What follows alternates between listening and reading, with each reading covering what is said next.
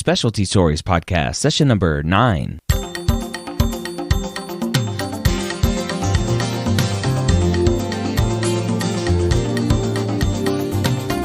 Whether you are a pre-med or a medical student, you've answered the calling to become a physician. Soon you'll have to start deciding what type of medicine you will want to practice.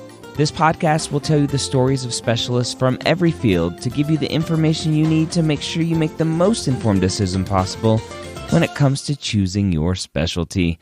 Welcome to the Specialty Stories Podcast. I'm your host, Dr. Ryan Gray, and in this podcast, we share with you exactly what our title says, Specialty Stories. Today, I have the honor of interviewing a friend who happened to be in town for a conference, and so I brought her into the studio, and we talked about her specialty. Maureen Leonard, Dr. Leonard, is a pediatric gastroenterologist, and she's going to tell you all about that path. My name is Maureen Leonard, and I am a pediatric gastroenterologist. And how long have you been practicing as a pediatric gastroenterologist? I've been practicing for about a year and a half. And are you in an academic or community-based setting? I am in an academic setting. When did you know you wanted to be a pediatric gastroenterologist? I had an idea that I might want to be one when I was about in fourth year of medical school, but I had a couple of other ideas for what I might be. What were those? Well, I knew I was definitely going into pediatrics because I really enjoyed pediatrics. And then my other ideas were pediatric GI, pediatric neurology, or pediatric hemonc. And how did you narrow down those choices? I did some electives in all of those things. And pretty soon after doing pediatric neurology, I knew that wasn't for me. And so going into general pediatric training, I was going between pediatric GI and pediatric hemonc. What traits do you think lead to being a good PDGI doc? You have to have a sense of humor because you're going to talk about poops and farts all day, and that's funny for some people, including me and children. You have to, like some variety to your day because you're doing procedures, you're seeing children, you're working with parents. What types of patients do you treat? So we see kids of all ages, and we see kids that we follow for a short time, whether that's because they're having poor growth or something like reflux or constipation, which we can manage and treat, and we have them move on. Or we see patients and we follow them, for many, many years, and those might be our kids with celiac disease or inflammatory bowel disease. Within pediatric GI, you can sort of further subspecialize into things like liver disease, sometimes someone who really focuses on certain procedures, or general GI. So there's a lot of sort of opportunities and different patients you can see. Describe a typical day. Well, I have 3 different days of my week. So a typical day seeing patients is, because I'm in an academic center and I focus on patients with celiac disease, I have a little bit more time to spend with patients. So that's anywhere from closer to 30 minutes instead of 15, which is nice. So I will see 1 day a week. I see patients every 30 minutes or so. We go over labs. We sort of check in, and it's sort of a typical day in the office. There's a day of the week where I do procedures, and so on those days, I'm, in pretty early, 7:30 or so. At that point, I'm either doing endoscopies or colonoscopies or both on children. So again, that's an interesting day working with a different group of people, anesthesia, nurses, in a procedure room, and doing a procedure about every 30 to 60 minutes. For somebody that isn't aware of those types of procedures, describe endoscopy, colonoscopy. Yeah, so for kids, we put them to sleep. It's a, short procedure. So an endoscopy, typically a child would come in, anesthesia would put them to sleep. I take a tube that looks sort of like a stethoscope, but is longer and has a camera on the end, and go down the throat into the esophagus, stomach, small intestine, and take biopsies while I'm there. Typically, the procedure itself takes about 10 minutes. So, they're in and out pretty quick, and they're out of the procedure area within an hour or two of their visit. For a colonoscopy, that takes a bit longer. It can be anywhere between 30 to 45 minutes, and that depends on how well the clean-out went. So we have patients drink stuff, so they essentially pee out of their butts, as I say to them. And as long as they're doing that, then we have a good view. So colonoscopy would take 30 to 45 minutes. Again, it's a slightly bigger scope, and we sort of drive around the colon looking for abnormalities, taking pictures along the way. And as we back out, we take tiny pieces of tissue. So we take biopsies then. Did you have to take a lot of call? At the academic center I'm at, no. So as an attending physician there, I'm on call 3 weeks a year, and that's 24 hours a day for 7 days. We have fellows that take the first call. We have residents that are in the hospital to sort of put in the orders. So as an attending physician, no, I get second or third call and about 21 days a year. You mentioned earlier, when I asked you about a typical day, you said you have 3 days. You mentioned seeing patients, procedure days, where you're seeing patients too. What's that third day for you? Yeah, so 3 days a week I am doing research. So that means for me, it could be anything from having meetings with startup companies or industry partners about, what we're doing and what they're doing and how we can collaborate. It's writing, manuscripts, writing grants, working on research, whether it's, I do translational research, so that's clinical and bench research, so there may be experiments going on. So 3 days a week, I'm sort of in a lab, in an office, writing and managing research. And then 1 day is seeing patients, and then a half a day every other week is doing procedures. Describe translational a little bit more. So translational is essentially taking things from the bench to the bedside, or taking things from the bedside to the bench. So using patient samples and trying to understand mechanisms of disease in that way. So really sort of bridging what's going on in the lab to what's going on with patients. So all of my research is really based on taking patient samples and trying to find a mechanism of disease based on that. Do you feel you have good work-life balance? I think it's hard in research. I think it's hard in just being a doctor to have good work-life balance. But in research, it can be difficult because there's always a paper to write. There's always a grant to write. There's always reading to be done. So I think this is a great work-life balance for me right now because I only have 3 weeks of call. I have 1 day a week where, my time schedule is really based on patients. So if they're late, I'm late. And 3 days a week, I can really make my own schedule. So I think I have a great work-life balance right now, but it's something that I have to constantly keep in check because I could write grants or papers all day, every day, including the weekends. What is the residency path, postgraduate training for somebody that wants to enter PDGI? It's 3 years of a general pediatric residency. So you've probably heard about that a little, but that's every month is sort of different, whether it's pediatric neurology or hemonc or, the general team, emergency room, outpatient. So you get to see a bit of everything there. From there, it's 3 years of pediatric GI fellowship.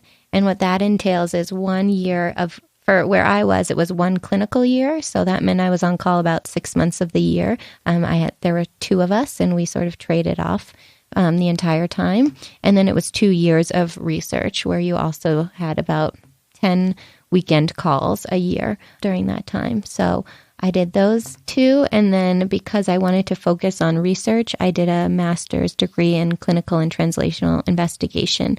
And I did that my 3rd year of fellowship and my 1st year as an attending. Talk about your decision on fellowship choice.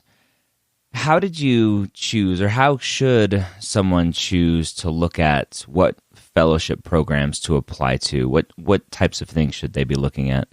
So some of the important things for me were I wanted to find a fellowship that had at least 1 co-fellow because I know that you can get burnt out pretty quickly. And as if you were alone, you would have more call than 6 months a year. And I thought that was not going to be great for my work-life balance. So I wanted a place where there was at least 2 of us.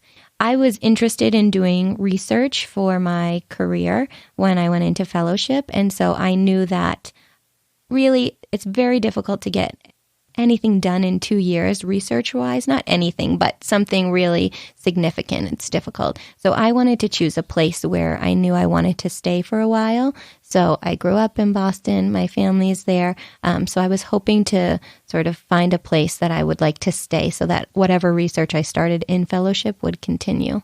I certainly think looking at sort of the dynamics of the group are important, but that's something, sometimes I think that's pediatric specific. We like to have fun, be happy. And so we definitely look into does this feel like a family? So that was something else that I wanted to look into, the support, the mentorship there. So you did your training at MGH, very research heavy institution. You mentioned the fellowship was 3 years, 1 year clinical, 2 years of research. I'm assuming that not all PDGI fellowships include those 2 years of research.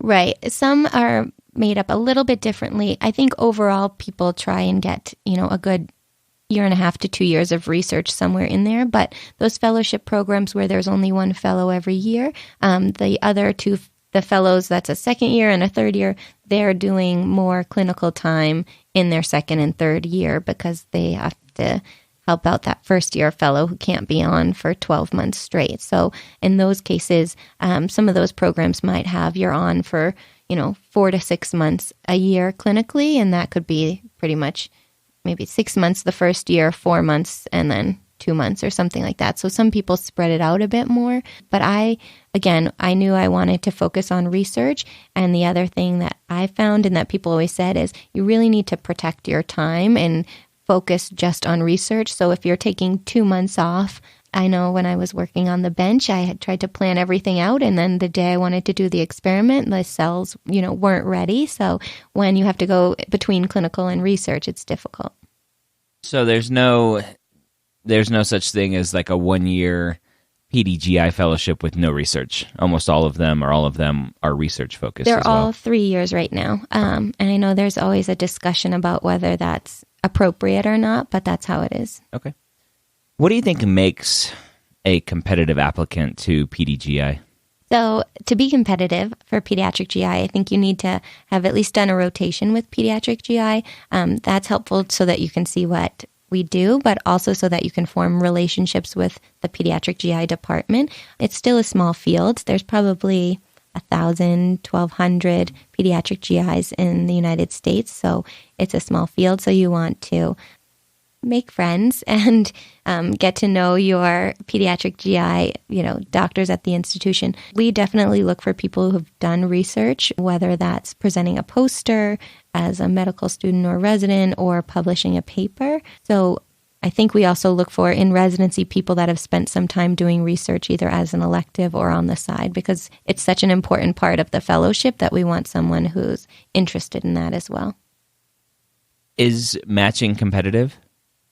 Is very competitive because, again, you have places that have 1 or 2 spots.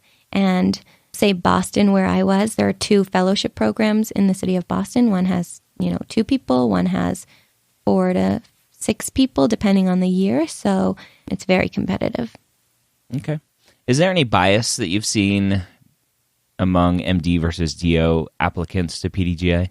I would say the majority of applicants are MD. I don't think that there's a bias against DO, but but I'm not on the selection committee, and I know that we don't interview an equal number by any means. Okay.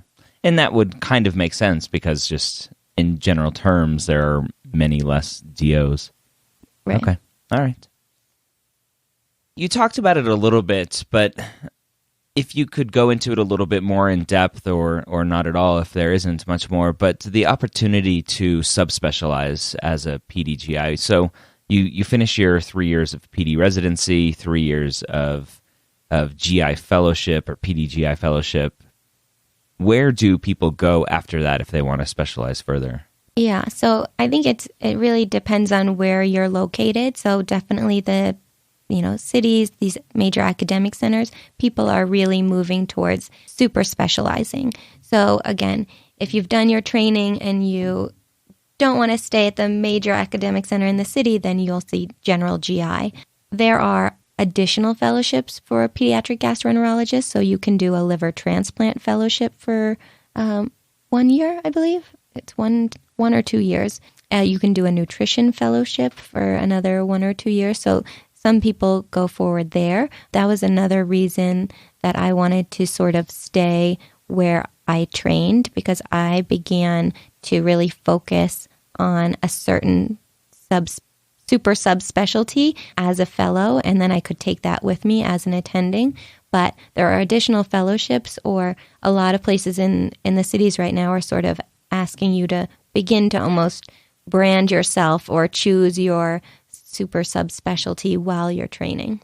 What do the boards look like? So you take your general pediatric boards, which are difficult, and then I would say, the pediatric GI boards are very difficult as well because, again, just like the general pediatric boards, they're asking about general genetic diseases that you may not see very often, metabolic diseases that you may not see that often.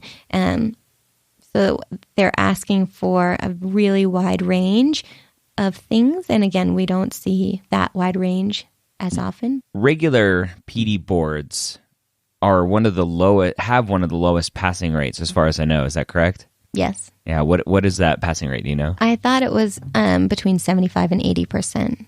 Okay. Pretty hard. Not sure why it's so hard. Well, I think it's a lot because if you go through, think of every metabolic disorder you can have, every enzyme. There's so many of those things, and the number of times we see them is, you can count on one hand. So genetic disorders, metabolic disorders, all of those things make it difficult. Okay. As a PDGI doc, what do you wish you knew going into fellowship that you didn't know that you know now? I was pretty prepared for it. I think, again, because I was interested in research, I think people should know that depending on where you go, there's going to be a heavy emphasis on research. 2 years out of 3 is a lot. And, the clinical stuff, everyone picks up eventually, and you study and you work on your procedures. But the time that you really determine what kind of pediatric GI doctor you're going to be. Are you going to be a researcher? Are you going to be a clinician? Are you going to be a motility expert? Are you going to be in doing, liver transplants? That's all in the second 2 years. So I think, just knowing that you choose pediatric GI, but many people will then go on and really super focus after that. What do you wish primary care providers, and so in your case, pediatricians, what do you wish pediatricians knew about what you do? How could they help you do your job? In general, I wish that general pediatricians may sort of send screening labs or, for kids with constipation, consider starting Miralax before they come see us. I think, for kids with reflux, they often get started on medications, and that's okay for the older kids, but I also wish, if as infants they sent infants to us earlier than maybe they do, because there's a lot of infants on acid blockers that don't need to be on them. And then your subspecialty as a celiac doc, what do you wish pediatricians would know? I wish they would know that that they should not suggest starting a gluten-free diet unless a child has been worked up for celiac disease completely, and that really includes seeing a pediatric gastroenterologist. And I wish they knew how infrequent gluten sensitivity is in children because, again, most children do not need to be on a gluten-free diet. And I wish they would sometimes give me a call because when we have, we're always available to try and squeeze people in too. So I don't like people waiting on and wanting to go on a gluten-free diet when I can just sort of try and squeeze them in. What other specialties do you work the closest with? So we work really closely with pediatric surgery. That's because oftentimes we might have kids that come in with obstruction, and we have to think about, where is this coming from and who should monitor it and manage it. Our kids with inflammatory bowel disease often, unfortunately, go to surgery. So do our patients with liver disease. So we work quite a bit with pediatric surgery. We work quite a bit with pediatric radiology, again, when we're assessing our IBD kids with CT scans or MRIs or doing different barium swallow studies to look at the esophagus and things like that. So I would say pediatric surgery, pediatric radiology are the top two that we work with. Are there any areas outside of clinical practice and research for PDGI? My work is in the microbiome, and that's a really hot topic right now. So, and being located where I am in Boston, there's a lot of startups and sort of pharmaceutical industry partners there that want to be involved in research. So I think as a pediatric gastroenterologist, because you have this training in research, you do have the opportunity to work in industry if that's something that appeals to you. So I think that's a great option for people. What do you like the most about being a PDGI doc? I love the variety in my week. I love having a couple of days where I can focus on research. I love being able to see patients. And I mean, my procedure days, we have a lot of fun, talking with the kids, playing music and hanging out with the anesthesiologists and the nurses. So it's a lot of fun in that sense. And, I really like that a lot of my patients get better so that there are a lot of happy moments in pediatric GI and a lot of funny moments because a lot of kids don't want to or aren't used to talking about poop and farts. And so we can have a lot of fun with different stool charts. Like, does your poop look like a chicken nugget or is it more like soft serve ice cream? So that all to me is still hilarious. and so my days are pretty fun. All right. So what do you like the least about being PDGI doc? I guess it's just hard to balance everything as a clinical investigator. It's hard to balance because I want to be there for my patients all the time and focus on my research. So I would say that. But otherwise, the patients are great. Procedures are great. It's fun. If you had to do it all over again, would you still choose GI as a fellowship? Absolutely. Nowhere else can I use my tap and fart app. Do you see any major changes coming to the PDGI world, whether that's because of technology or medications or whatever? Yeah. So again, one of the major, I think, shifts in the past probably decade has been towards this super subspecialty in some centers for pediatric GIs. I think the next thing that's going to come down the pipeline is probably someday changes in how we do procedures. So there are people looking at certain capsules that are tethered to string, and that may be able to take biopsies or take pictures at such a level that we don't need biopsies. So I think, at some point, maybe we're going to be doing a lot less endoscopies and colonoscopies once that happens. And I think we're always nervous about, if you're interested in research, the funding environment. But again, because there's so many sort of really interesting areas coming down the pipeline in terms of the microbiome and precision medicine, there's a lot of opportunity in research and in industry. Any last words of wisdom for the pre-med medical student or even resident listening to this that's interested in PDGI? I think it's a great field if you're interested in sort of having a lot of variety to your week and to your patients. So you get to do procedures, you get to work with a lot of different groups, and you have a nice balance between patients that get better quickly and patients that you get to follow for a longer time period. So it's fun. All right. That was Dr. Leonard. Again, Pediatric Gastroenterology. So very interesting there.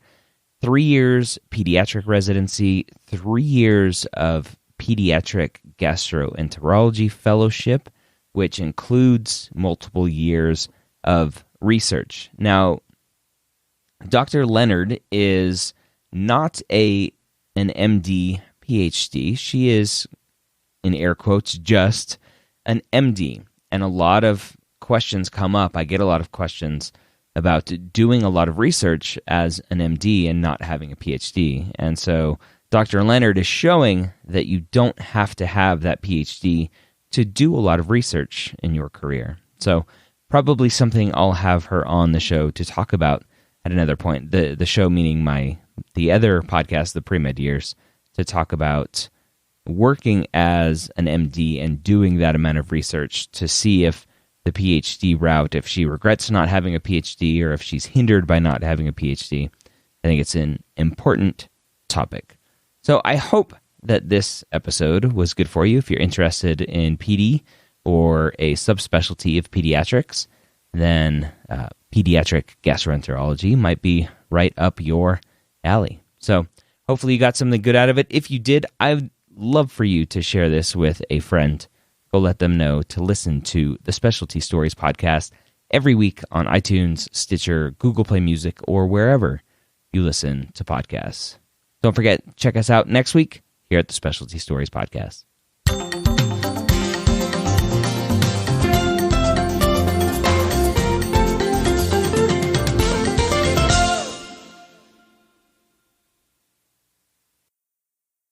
Beans, beans, musical fruit. The more you eat, the more you toot. No, okay, don't put that in. Okay, what was the question?